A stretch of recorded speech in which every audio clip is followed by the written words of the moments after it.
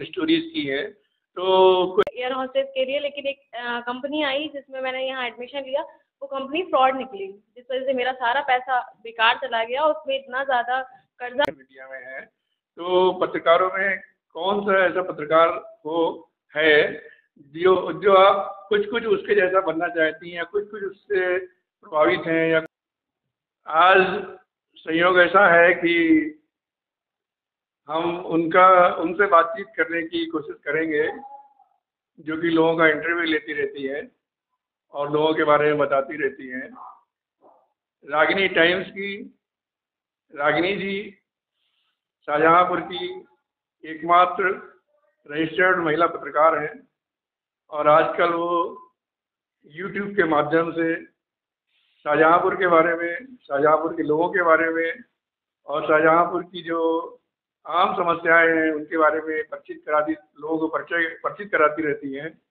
आज ही उन्होंने ordinance factories में, जो ऑर्डिनेंस क्लॉथिंग फैक्ट्री शाहजहांपुर की रामलीला होती है, उसके बारे में उन्होंने जानकारी दी। बहुत शानदार तरीके से सभी पात्रों का इंटरव्यू लिया।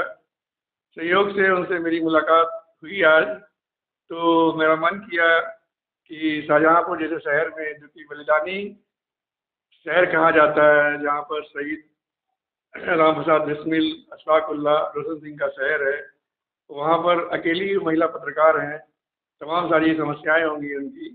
तो मेरा मन किया उनसे पूछे कि कैसे उनके पत्रकारिता के अनुभव कैसे हैं। तो रागिनी जी, आप ही के रागिनी टाइम्स के माध्यम से मैं आपसे पूछना चाहूँगा कि आप पत्रकारिता के क्षेत्र में कैसे आई? Thank you so much sir. आज मेरी चैनल पे मेरा खुद का इंटरव्यू होने जा रहा है, ये बहुत बड़ी बात है। वैसे तो हिम्मत कर हमेशा बेझिझक, अधिकारी हो या कोई नेता, सबसे बेझिझक बात की है, लेकिन आज इतना नर्वस अपने आप में फील कर रहे हैं, लगता ही नहीं है कि कभी किसी का इंटरव्यू किया है। तो सर, मेरी शुरुआत हुई थी तो जब पत्रकारिता से मेरा कोई इंटरेस्ट नहीं था, मेरा कोई लेना देना नहीं था, मेरा मन एयर होस्टेस बनने का था। कंपनी आई जिसमें मैंने यहाँ एडमिशन लिया, वो कंपनी फ्रॉड निकली, जिस वजह से मेरा सारा पैसा बेकार चला गया। उसमें इतना ज़्यादा कर्जा हो गया, इस वजह से स्ट्रगल इतना बढ़ गया था मेरे लिए कि मुझे इधर उधर भटकना पड़ा, जॉब छोड़नी पड़ी, जॉब ढूंढनी पड़ी। पैदल भटकते हुए दिन भर जॉब ढूंढते थे, तो एक जॉब मिली थी जो एक मैगजीन की ऑफिस था मैगजीन का, तो वहाँ पे एक जॉब मिल गई। तो एज अ एम्प्लॉय मैंने वहाँ काम किया था सर। तो धीरे धीरे जब वहाँ काम करते रहे तो धीरे धीरे इंटरेस्ट आने लगा कि ऐसे ऐसे काम होता है, ऐसे पेपर संभाला जाता है, मैगजीन संभाली जाती है। तो जब इंटरेस्ट आया तो मैंने मास कम्युनिकेशन में एडमिशन ले लिया। मास कम्युनिकेशन पहले कंप्लीट किया, उसके बाद मेरी जीएफ कॉलेज में ही जॉब लग गई।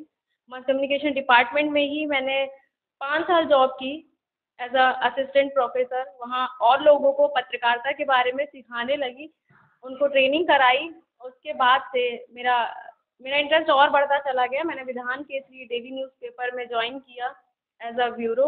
यहाँ पर पिछले 5 साल से मेरे पास विधान केसरी न्यूज़पेपर है, जिसे 2019 में मेरी मान्यता हुई। तो शाहजहांपुर में जब एक महिला पत्रकार मान्यता प्राप्त हुई, तो लोगों का देखने का नज़रिया बदलता गया और मेरे लिए काम में मेरी हिम्मत बढ़ती चली गई। तो ऐसे ही धीरे धीरे इसी प्रोसेस से काम करते रहे। तो आपका एयर होस्टेस बनने का जो सपना था, अभी भी आपकी मेरे ख्याल से जो समस्या, जैसे उनकी प्रोफाइल होगी, जो लिमिटेशंस होंगी, मुझे लगता है कि अभी भी रास्ते बंद नहीं हुए हैं। तो रास्ते फिर से मेरे ख्याल से तलाशे जाएं। तब तक आप खबरों के माध्यम से, एयर होस्टेस आसमान में उड़ती हैं, खबरों के माध्यम से खबरों के आकाश में आप उड़ रही हैं। और आप इतनी अच्छी, अभी आपने 1000 आपके यूट्यूब में व्यूवर्स बने, तो वो कैसा अनुभव रहा? क्योंकि आप विधान केसरी आपका लिखित पत्रकारिता था, उससे आप ई चैनल में, यूट्यूब में आई हैं, तो वो अनुभव कैसा रहा? जो आपके 1000 सब्सक्राइबर रहे, उसको आप कैसे देखती हैं? सर, पहली बात तो ये कि अब मैं एयर होस्टेस नहीं बनना चाहती। मैं किसी भी प्राइवेट सेक्टर में या गवर्नमेंट सेक्टर में जॉब नहीं करना चाहती। मैं किसी भी सेक्टर में ऐसे एम्प्लॉय बन के, जो मेरे ऊपर कोई मेरा सीनियर बैठा हो। हर महिला के साथ ऐसा होता है। मुझे ऐसे 5 से 6 ऑफिसेज छोड़ने पड़े 2-2 3-3 महीने के बाद जॉब करने के बाद, क्योंकि या तो आप अपने सीनियर के साथ कॉम्प्रोमाइज़ करेंगे, या तो फिर आपको जॉब छोड़नी पड़ेगी। मेरे साथ ये दोनों ऑप्शन हर जगह आए। जहाँ-जहाँ जॉब की, तो मेरे जितनी भी जॉब मेरी 2-2 3-3 महीने में छूटी, सिर्फ यही वजह रही मेरी।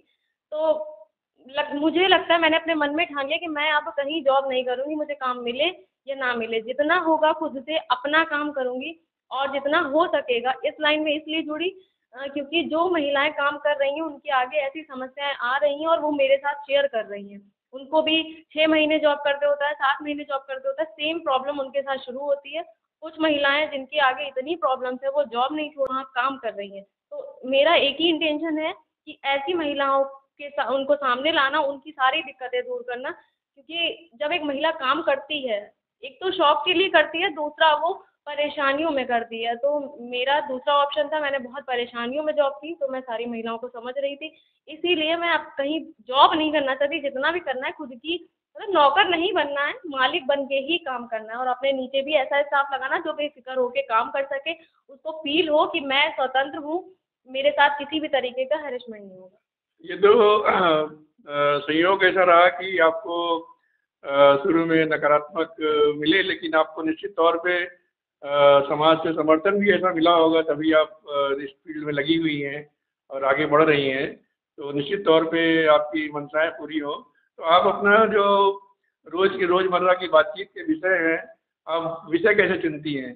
ये मतलब मैं आपसे जानना चाहूँगा, आपका जो इंटरव्यू लेने की बातचीत की और समाचार की प्रक्रिया कैसी है, वो मैं जानना चाहूँगा। सर यहाँ पे मेरा बहुत सहयोग करते हैं, मेरे फ्रेंड्स हैं मेरा जो भी सर्किल है मेरे साथ और जो साथी जुड़े रहते हैं वो मेरा बहुत सहयोग करते हैं। मुझे डेली कुछ ना कुछ बताते रहते हैं, आप इस पर काम कीजिए, आप ये काम कीजिए।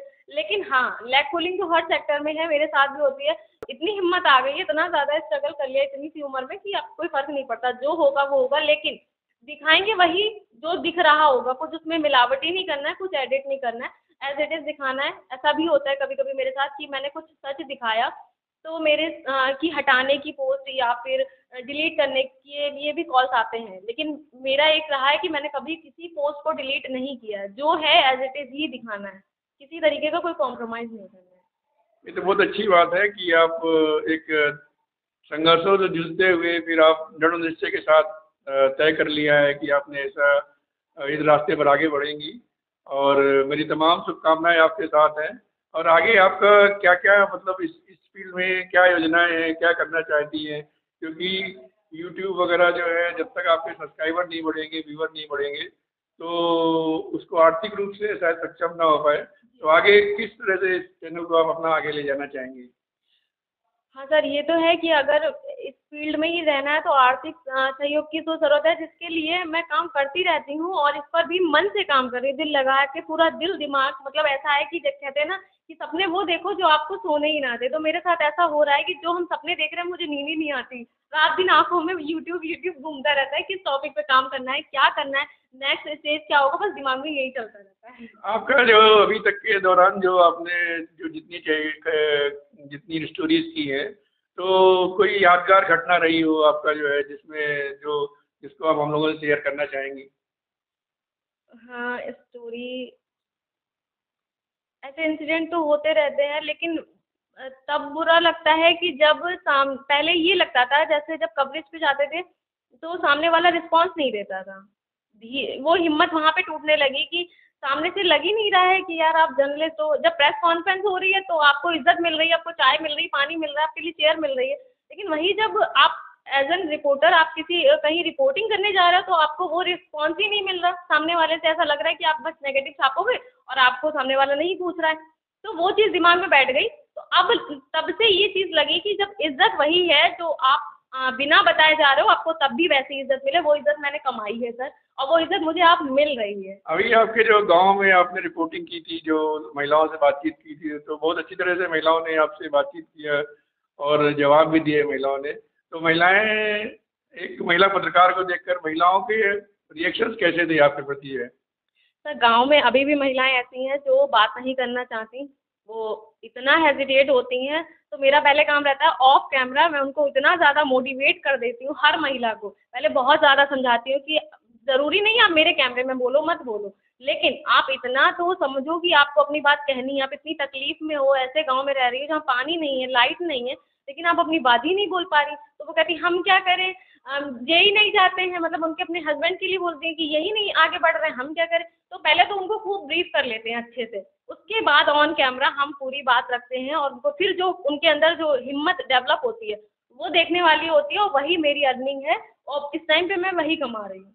तो आजकल एक सहज सवाल उठता है कि आपका पत्रकारिता के फील्ड में है, इलेक्ट्रॉनिक मीडिया में है, तो पत्रकारों में कौन सा ऐसा पत्रकार हो है जो जो आप कुछ कुछ उसके जैसा बनना चाहती हैं या कुछ कुछ उससे प्रभावित हैं या कुछ उस तरह की पत्रकारिता करनी चाहती हैं? ऐसा कोई आज के समय में महिला या पुरुष पत्रकारों में से कोई है ऐसा क्या? सर न्यूज़ चैनल में पहले मैं बहुत प्रभावित होती थी न्यूज़ चैनल में जो एंकर्स काम करती हैं, मेरा भी मन होता था कि मैं टीवी पे जाऊंगी, टीवी पे काम करूंगी और मुझे टीवी पे दिखना है। लेकिन जितना ज़्यादा समझती चली गई, एज के हिसाब से इतनी समझ आ रही है, तो अब मैं ये कह रही हूँ कि मुझे किसी एंकर से इंस्पिरेशन नहीं मिल रहा। कोई ऐसा एंकर नहीं है जिससे मैं देख के कह सकूँ हाँ ये मेरा आइडियल है और मुझे इसकी तरह बनना नहीं बनना, क्योंकि ये सब ऐसे हैं जिनको जो बनावटी दिखाना पड़ रहा है वो वही दिखा रहे हैं, प्रेशर में काम कर रहे हैं, कुछ भी सामने से जो दिख रहा है वो नहीं बोलना चाह रहे और बोल वो रहा है जो स्वतंत्र है, जिन्होंने यूट्यूब चैनल्स बना रखे हैं।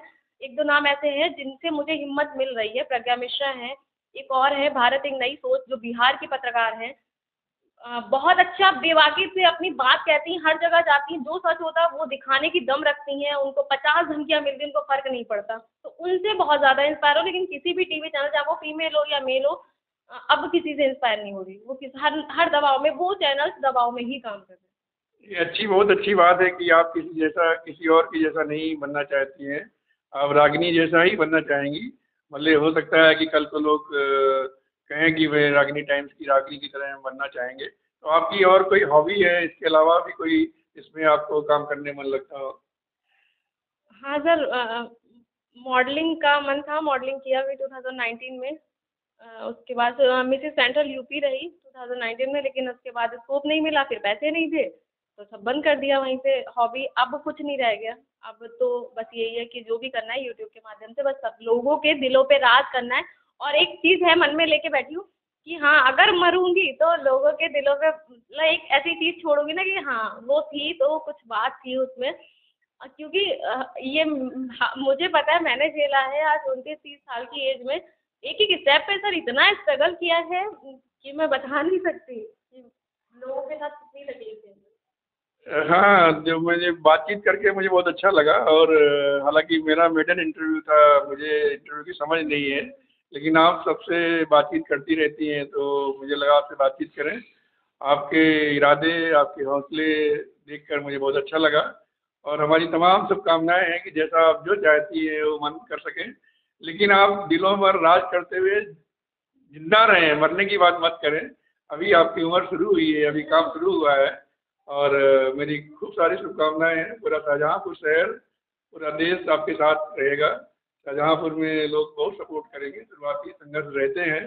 मुझे पूरा भरोसा है कि जब कुछ समय के बाद आपका चैनल बहुत अच्छा बनेगा और ये जो आज मैं बातचीत कर रहा हूँ वो मैं कभी कह सकूँगा कि रागिनी जी जिसका इंटरव्यू लेती हैं उनका मैंने जो है पहला इंटरव्यू लिया था। मेरी खूब सारी शुभकामनाएं। आप अपने मुकाम में सफलता हासिल करें, अपने एक नज़ीर बने और जो है अपने आप को मतलब आप खुशनुमा रहते हुए अपने जो चाहती हो वो कर सकें। बहुत बहुत आपको बधाई, बहुत बहुत शुभकामनाएं आपको। Thank you so much sir.